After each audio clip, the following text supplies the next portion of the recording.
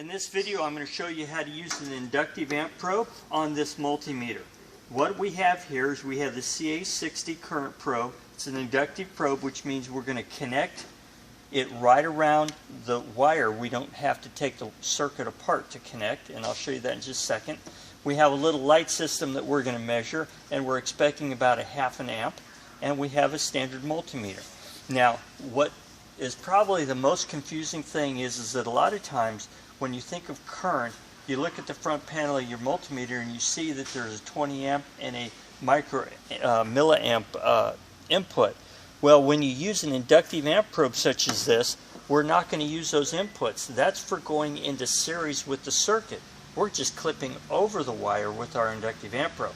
So what we're going to do is we're going to take our test leads and we're going to install it into the standard voltage measurement inputs.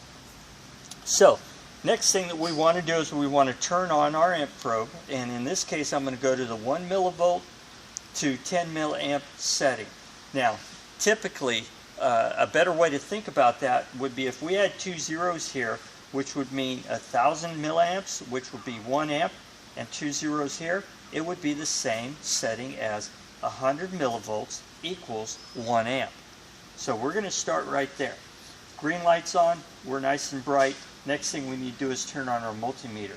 Since we're not using the amperage inputs of the multimeter, we're using the voltage, we simply go over to voltage. And that's it. So now we're going to zero out the meter, the amp probe, and it's 0, and we're going to make a connection right here to the wire. And it's as simple as that. And we are reading 57 millivolts. Now remember, on our calibration setting, 100 millivolts equals 1 amp. So 56 millivolts equals just a little over ½ an amp. And it is as simple as that. So again, don't mix up. When you're using an inductive amp probe, don't confuse it with these inputs.